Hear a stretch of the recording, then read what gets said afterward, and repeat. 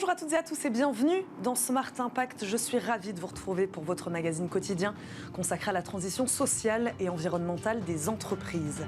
Au sommaire de cette émission Réchauffement climatique, les vins de Bordeaux réagissent. Après 2 années très difficiles pour les vignes de la région, l'interprofession affiche désormais un objectif clair, décarboner l'activité à hauteur de 56% d'ici à 2030. Une ambition qui suppose des changements de pratiques pour tous les viticulteurs et sur toute la chaîne de production. Également dans cette émission, un tiers-lieu dédié à la dynamisation économique et à la vie sociale du territoire. Une initiative du spécialiste de la restauration collective Sodexo, persuadé que la réponse aux inégalités sociales viendra de l'ancrage local. L'entreprise crée donc la passerelle.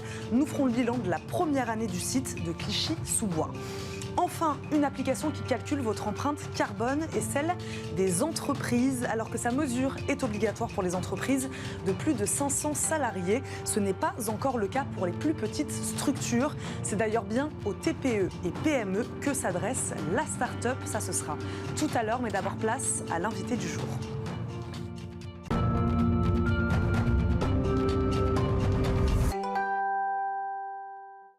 Les vins de Bordeaux avancent sur la décarbonation de leur activité. Crise climatique économique, la nécessité d'une viticulture plus engagée se fait sentir. Le Conseil interprofessionnel du vin de Bordeaux vise une décarbonation de 56% d'ici à 2030. Une ambition qui oblige à repenser les modes d'exploitation, les cépages, mais aussi les bouteilles, le transport. Nous en parlons aujourd'hui avec Marie-Catherine Dufour, directrice technique donc du CIVB. Elle nous accompagne en visioconférence. Bonjour. Bonjour. Merci beaucoup d'être avec nous, Marie-Catherine Dufour, dans Smart Impact. Est-ce que vous diriez, je le disais en préambule de cette émission, que ces 2 dernières années particulièrement difficiles, on le sait, catastrophiques pour les vignes françaises, est-ce qu'elles ont acté l'obligation pour les viticulteurs de changer de stratégie ? Oui, la prise de conscience, elle est arrivée avant parce que c'est pas la première fois effectivement qu'on a notamment des aléas climatiques qui impactent fortement notre production. Mais effectivement, ces aléas, ils sont de plus en plus réguliers et donc finalement, s'il y avait encore quelques climato-sceptiques, il n'existe plus au vin de Bordeaux puisque aujourd'hui on est effectivement avec des aléas qui font qu'on a des productions qui sont très variables d'une année à l'autre et ce qui est assez problématique d'un point de vue économique. Se rajoute à ça, Marie-Catherine Dufour, une déconsommation de vin rouge ces dernières années. Comment vous l'expliquez, ce phénomène aussi ? Il y a plusieurs raisons à ça. Il y a des changements de façon de consommer. On consomme de plus en plus plutôt à l'apéro.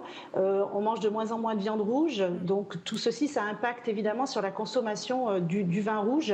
On boit aussi des vins de plus en plus qualitatifs et de moins en moins souvent. Donc ça, c'est plutôt bien parce que c'est à la fois bon pour la santé et en même temps, finalement, boire des bons vins, c'est bien. Et finalement, c'est plutôt bien pour les vins de Bordeaux parce que on fait partie des vignobles, on a la chance d'être des vignobles avec une qualité de vin qui est plutôt reconnue. Voilà, donc beaucoup de facteurs qui font qu'effectivement aujourd'hui on consomme moins de vin et on consomme mieux. Et moins de rouge et un peu plus de blanc. Évidemment, l'abus d'alcool est déconseillé. Comment vous êtes arrivé à cet objectif précis de 56% de décarbonation de l'activité ? En fait, on a fait notre premier bilan carbone en 2007. Donc en 2019, on en était à notre 3e bilan carbone. Donc aujourd'hui, on peut déjà dire qu'on a réduit de 39% nos émissions de gaz à effet de serre. Et on a été accompagné par un consultant qui nous a proposé une méthode qui se base sur les accords de Paris. Et en fonction de nos résultats en 2019 et en concordance avec les accords de Paris, en fait, ils ont un modèle mathématique qui leur permet de définir quels sont les objectifs à atteindre pour, en 2050, contribuer à la neutralité carbone. Et pour ça, évidemment, on a un objectif intermédiaire à 2030. C'est un objectif tout de même ambitieux, Marie-Catherine Dufour. Pourquoi ce but, c'est ce que je disais aussi tout à l'heure, ne peut s'atteindre que par un changement de pratique sur toute la chaîne, l'intégralité de la chaîne de production ? Exactement. C'est important de travailler sur l'ensemble de la chaîne de production parce qu'en fait, on n'a pas de solution miracle. On n'a pas un levier qui ferait qu'on résoudrait le problème de l'impact de la filière sur les émissions de gaz à effet de serre. Mais ça, je pense que c'est pas vrai qu'à notre filière. En fait, c'est vrai pour l'ensemble des pratiques environnementales, que ce soit en agriculture, mais aussi dans l'industrie ou chez les particuliers. En fait, c'est plein de petits leviers qui font qu'on va être efficace. Donc, il faut qu'on travaille encore sur le poids de la bouteille. On a déjà fait beaucoup d'efforts, mais il faut qu'on continue à faire des efforts avec un objectif de réduction de 10% du poids moyen de la bouteille. Mais il faut aussi qu'on travaille sur le fret. On a très peu de volumes qui sont transportés aujourd'hui par avion, mais l'avion, c'est toujours 30% de notre impact carbone sur le poste fret, parce que c'est un mode de transport qui est pas, d'un point de vue environnemental, qui est encore aujourd'hui assez contestable. Donc ça veut dire qu'il faut moins d'avions, il faut plus de bateaux, il faut moins de camions, il faut plus de trains. Il faut aussi qu'on travaille sur les pratiques viticoles. Aujourd'hui, on a parfois des tensions entre des questions environnementales avec une volonté très très forte de diminution de l'utilisation des pesticides. Donc on utilise des produits qui sont moins nocifs pour la santé et pour l'environnement, mais qui sont aussi moins efficaces. Et donc ça veut dire qu'il faut plus de passage dans la vigne avec les tracteurs, donc plus de consommation de fuel. Donc ces tensions, il faut qu'on arrive à trouver le bon équilibre entre les deux pour à la fois avoir l'impact environnemental la plus positive possible et émettre le moins de gaz à effet de serre possible. Est-ce que les viticulteurs, ils ont les moyens de cette ambition de décarbonation ? Comment vous les accompagnez là-dessus ? Alors, on les accompagne de plusieurs manières. D'abord, on crée des outils collectifs qui leur permettent d'utiliser à moindre coût des outils qui sont performants. On travaille aussi beaucoup on déblaye beaucoup le terrain au CIVB, c'est-à-dire que moi j'ai dans mon équipe des gens qui vont aller chercher les travaux de recherche, qui vont aller chercher les méthodes et qui vont proposer des méthodes un peu clés en main à nos entreprises. Donc ça fait gagner du temps à des entreprises qui, pour certaines, ont les moyens de faire par elles-mêmes, mais d'autres, dans d'autres entreprises, il y a peu de salariés ou des fois même le chef d'entreprise est seul pour tout faire. Donc ces personnes là, forcément, c'est plus difficile à la fois de faire de la comptabilité, de vendre du vin, de le produire, de faire des raisins et aussi de réfléchir aux émissions de gaz à effet de serre. Donc ces personnes-là, on essaie de leur apporter un soutien technique de façon à leur faire gagner du temps sur finalement des solutions. Est-ce que je prends la solution A? Est-ce que je prends la solution B? Voilà, on donne un petit peu la réponse clé en main. Vous parliez tout à l'heure des transports. Est-ce que c'est aujourd'hui un des principaux postes d'émission, selon vous ? Alors, le poste d'émission le plus important, c'est la bouteille et l'emballage. 28% de nos émissions, c'est l'impact, c'est le verre et l'emballage. Le fret arrive en deuxième position. C'est de mémoire environ 20% de nos émissions de gaz à effet de serre. Vous disiez donc relancer la voie maritime. Comment on fait pour relancer une filière comme celle-là ? C'est pas facile.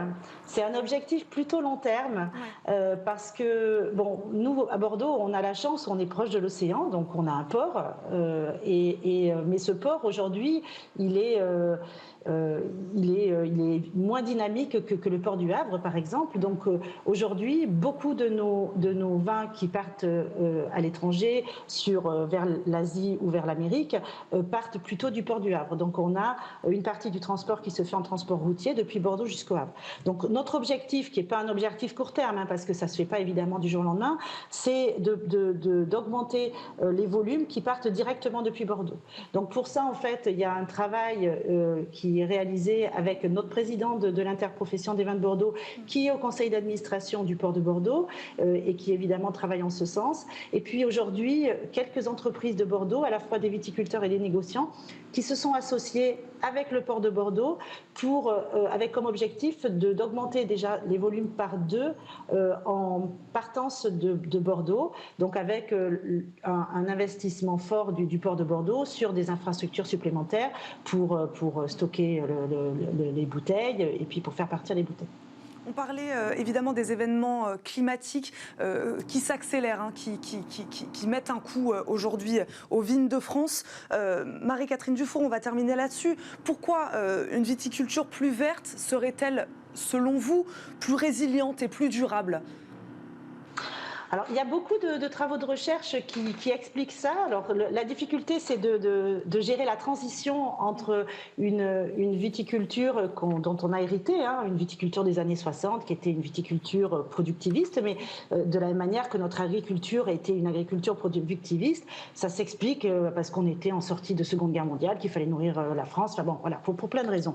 Il ne faut pas renier tout ça, il y a eu plein d'effets positifs et puis aussi des effets négatifs. Donc, on a hérité d'une viticulture plus productiviste et on essaie d'aller vers une viticulture plus résiliente. Donc cette transition est difficile, mais aujourd'hui on a des chercheurs qui nous apportent des solutions. Donc moi je suis très optimiste et on sait que par exemple aujourd'hui quand on travaille le sol, on impacte sur la microfaune et la microflore du sol et on a des connaissances sur la présence d'amibes, sur la présence de vers de terre, sur la présence de champignons dans le sol qui créent des écosystèmes qui sont très favorables à la fois à la croissance de la vigne, mais aussi à sa production. Donc, demain, il faut qu'on tende vers une viticulture régénératrice, sur le modèle de l'agriculture régénératrice. Donc, ça veut dire qu'il faut qu'on travaille de moins en moins le sol, qu'on ait de plus en plus des couverts végétaux permanents sur nos sols. Ça ne se fait pas du jour au lendemain parce que la vigne, au début, réagit un petit peu, râle un petit peu, si je puis dire, et donc produit beaucoup moins. Donc, il faut qu'on trouve le bon équilibre entre un équilibre économique qu'il faut conserver et puis cette transition à réaliser pour aller vers finalement de moins en moins d'intervention de l'homme sur les parcelles pour préserver cette biodiversité qui crée un équilibre essentiel à la vigne.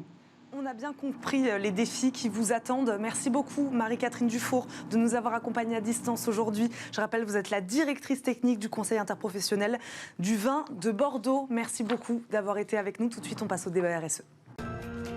Retrouvez le débat de Smart Impact avec Veolia.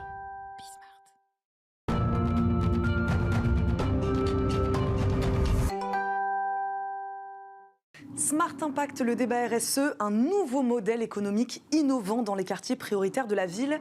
Ce concept, c'est Sodexo qui en est à l'initiative. Son nom, La Passerelle, une sorte de tiers-lieu dédié à la dynamisation économique et à la vie sociale du territoire. Le premier site avait ouvert ses portes à Clichy-sous-Bois il y a un an, l'occasion de faire le bilan. Aujourd'hui avec Isabelle April, directrice de l'innovation sociétale chez Sodexo et présidente donc de La Passerelle. Bonjour. Bonjour, merci.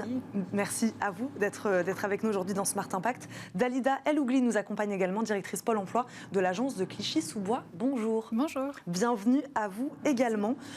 Isabelle April, ce nouveau modèle, comment et avec qui Sodexo l'a-t-il imaginé ?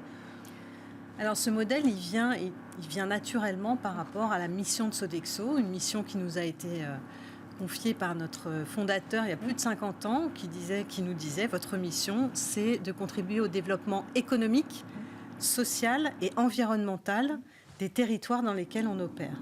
Donc Sodexo est une entreprise qui est ancrée dans les territoires. C'est une entreprise qui, en France, regroupe 35 000 collaborateurs répartis sur 7 000 sites. Donc on a déjà cet ancrage et cette contribution à l'économie territoriale.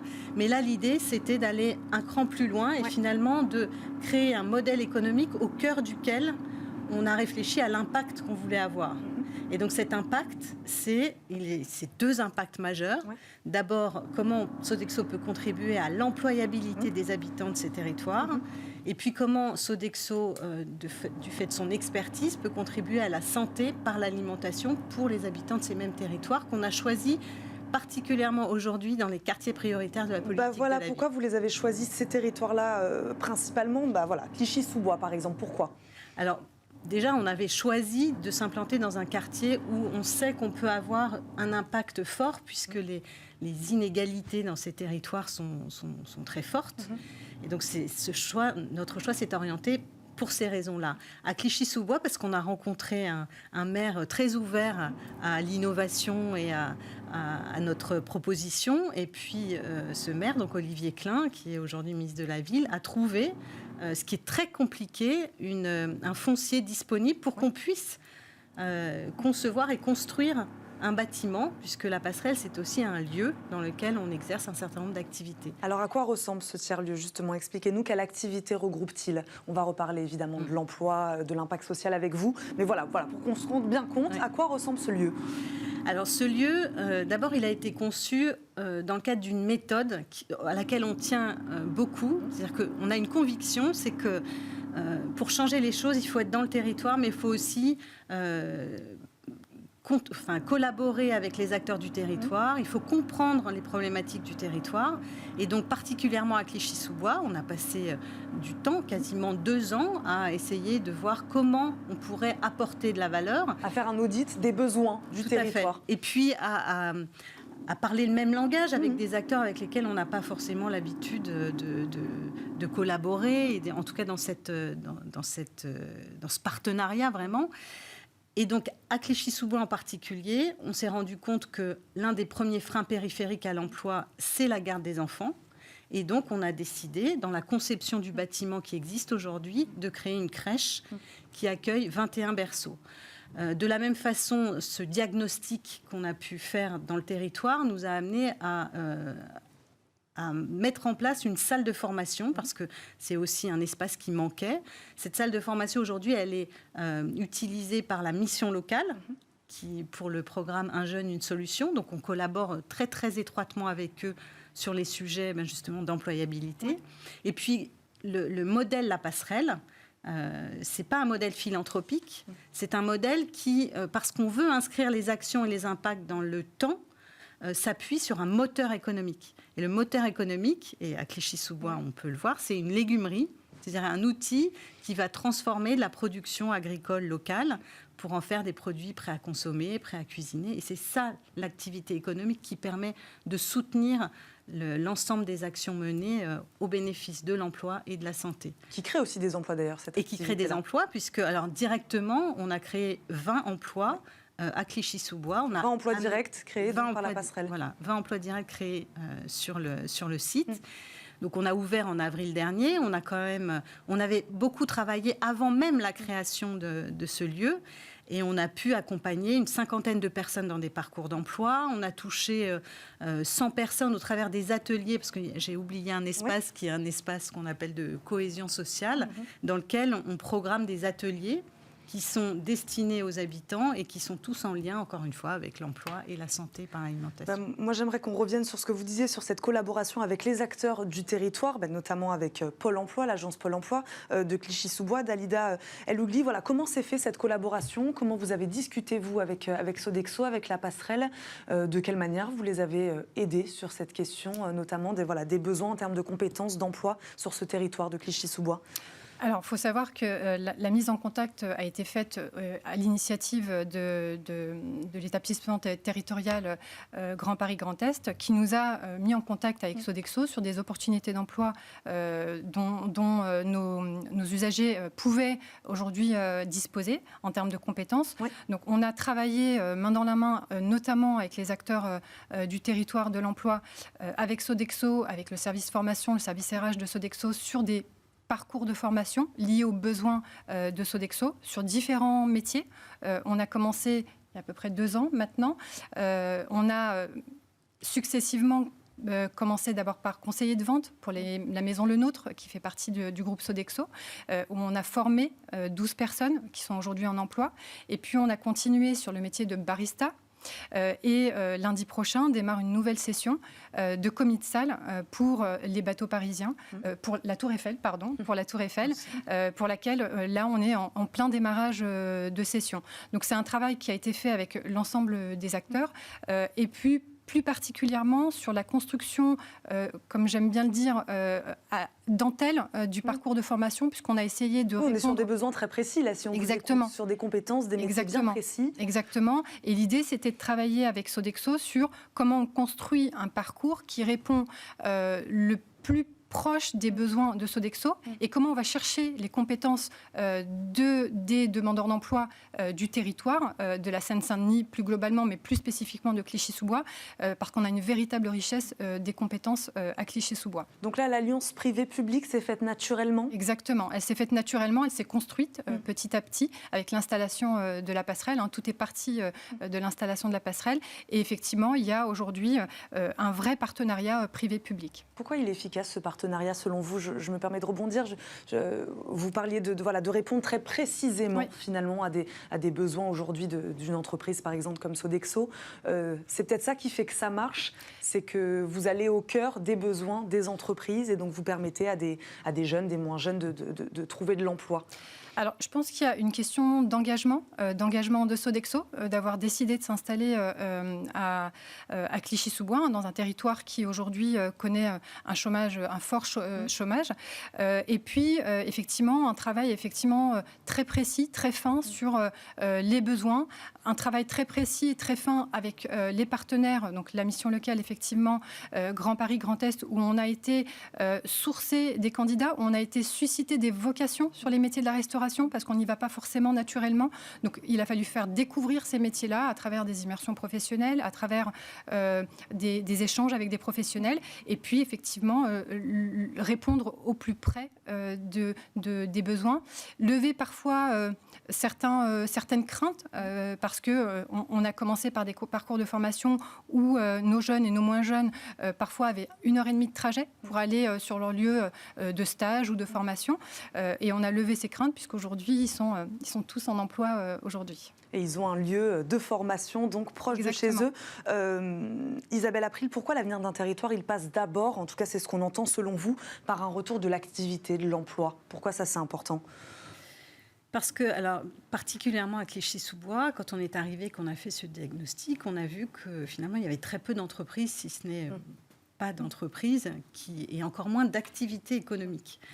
Et il nous semble que, et c'est le rôle qu'on veut essayer de jouer, c'est-à-dire ce rôle de catalyseur, le fait d'implanter une activité, ça rend attractif ce territoire pour d'autres entreprises qui sont nos partenaires par ailleurs. Et donc, c'est comme ça qu'on a l'intention et on est convaincu que c'est comme ça qu'on va pouvoir changer les choses. Une fois qu'on a un pied dans un territoire et qu'on a mené des actions, ces actions intéressent d'autres partenaires qui viennent dans le territoire et s'intéressent. D'ailleurs, vous le disiez tout à l'heure, votre ambition, c'était aussi d'en faire un lieu de vie, de rencontre, de cohésion sociale. Quelques mois après, c'est véritablement le cas? C'est véritablement le cas. Il y a beaucoup d'animations. Donc, il y a la crèche, donc il y a les parents qu'on a accompagnés récemment sur les sujets de santé par l'alimentation. Donc il y a du mouvement, il y a les jeunes de la mission locale, il y a les parents encore une fois, il y a les collaborateurs qui travaillent au quotidien. Et puis on essaye d'animer au maximum ce lieu en créant des ateliers originaux. Là on est en train de travailler sur des audioportraits pour des jeunes avec la Philharmonie de Paris. Voilà, donc voilà, c'est vraiment l'ambition pour nous que ce lieu devienne le lieu des habitants, que les habitants s'approprient et qu'ils y trouvent un intérêt et une valeur ajoutée. C'est très important pour nous. Et on terminera là-dessus. Est-ce que ce modèle a vocation à essaimer un peu partout en France? Voilà, quels sont les objectifs de Sodexo et de la passerelle là-dessus? Tout à fait. On a une ambition d'avoir 10 d'ici 2025 sur le modèle de la passerelle. Et ben on va terminer là-dessus. Merci beaucoup à toutes les deux d'être venues nous présenter ce modèle social à impact très original. Isabelle April, je rappelle, vous êtes la directrice de l'innovation sociétale Sodexo et présidente donc de la passerelle. Dalida Alougli, directrice Pôle emploi de l'agence de Clichy-sous-Bois. Merci beaucoup à toutes les deux d'avoir été avec nous. Tout de suite, on passe à la bonne idée du jour.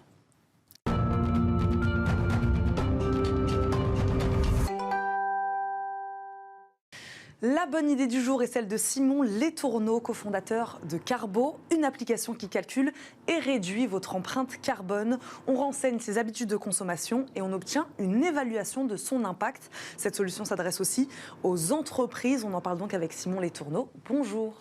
Bonjour Eva. Merci beaucoup de nous accompagner aujourd'hui dans Smart Impact. Comment est née l'idée de cette application ?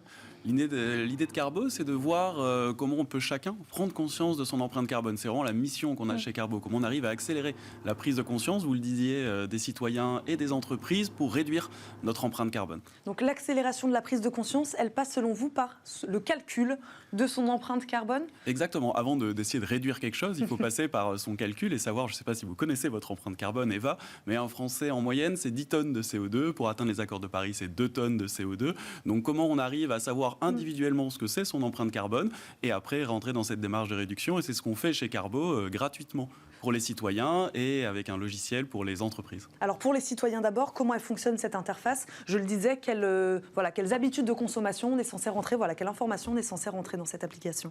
Il y a un petit questionnaire un peu ludique pour justement essayer de comprendre vos habitudes. On a aussi un algorithme qui permet, en se connectant à vos dépenses bancaires, d'évaluer l'empreinte carbone de vos dépenses bancaires. Ouais.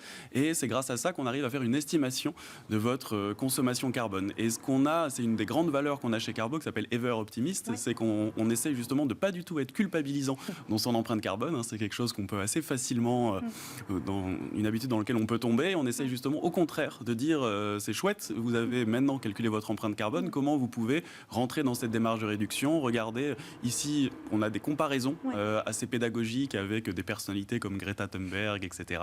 Et vous pouvez rentrer dans cette démarche de réduction de manière positive. Oui, puisque l'intérêt c'est ensuite de réduire son empreinte carbone une fois l'avoir calculé, mais pour rester sur ce calcul, vous disiez 10 tonnes, c'est ça, par an, 2 tonnes comme objectif. Comment on arrive à lire cette information ? Moi, en tout cas, pour moi, c'est difficile d'évaluer ce que signifie véritablement 2 tonnes ou 10 tonnes de CO2. Exactement, mais c'est vraiment le cœur de Carbo. Comment on arrive à atteindre cette mission ? C'est par le calcul, et là c'est nos algorithmes, nos ingénieurs data qui font tout le travail de calcul, et 2, c'est la pédagogie. Donc je pense qu'il faut se préparer, Eva, à se dire qu'on va être dans un monde où l'empreinte carbone va être aussi importante que les valeurs monétaires et financières. Donc il va falloir évaluer que par exemple, c'est un exemple que je prends régulièrement, mais un aller-retour Paris-New York en avion, c'est déjà 2 tonnes de CO2. Donc on peut imaginer qu'en juste un aller-retour en avion, on a déjà utilisé son quota carbone. Et c'est ça pour les individus et ça va être ça aussi pour les entreprises. Chaque fois qu'on va devoir faire des choix en conscience, c'est évidemment le prix, la qualité et aussi le côté empreinte carbone qui est derrière. Et ce logiciel, donc comment il fonctionne pour les entreprises, donc cette fois ? De la même manière, elles renseignent leurs habitudes de production. Exactement. Là, j'imagine que de consommation. Sur les entreprises, c'est à la fois la production, les sous-traitants. Donc, on récupère pour les entreprises pas uniquement les données financières, mais l'ensemble des données d'activité des entreprises. Et en plus, c'est la période, elle est importante puisqu'on est en train de faire le bilan comptable et financier de l'année 2022. Il faut imaginer, et alors je le dis vraiment à toutes les entreprises, que les entreprises vont devoir faire leur bilan carbone. Il faut imaginer que dans le futur, toutes les entreprises vont devoir faire leur bilan carbone, se fixer des budgets carbone. Et je mets une petite précision puisque c'est sorti dans la presse récemment, les grandes entreprises le font déjà, plus ou moins bien, plutôt moins en l'occurrence.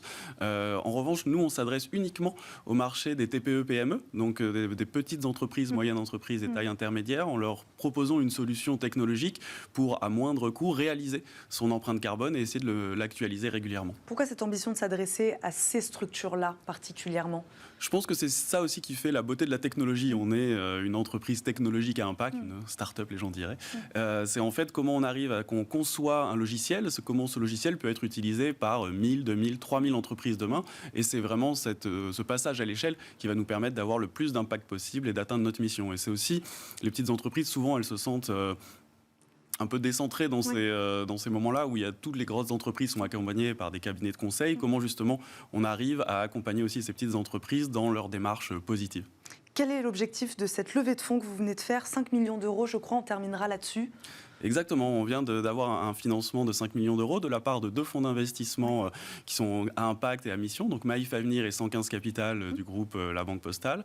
Ça va nous servir à plusieurs choses, évidemment recruter. On a un grand plan de recrutement d'une 20aine de personnes dans l'année. On cherche des personnes qui sont alignées avec notre mission écologique et ça va aussi servir à continuer à développer notre produit, notre R&D et la satisfaction de nos clients. Merci beaucoup Simon Letourneau d'avoir été avec nous aujourd'hui, de nous avoir présenté cette application Carbo. Je rappelle, vous êtes son cofondateur. Merci beaucoup d'avoir été avec nous.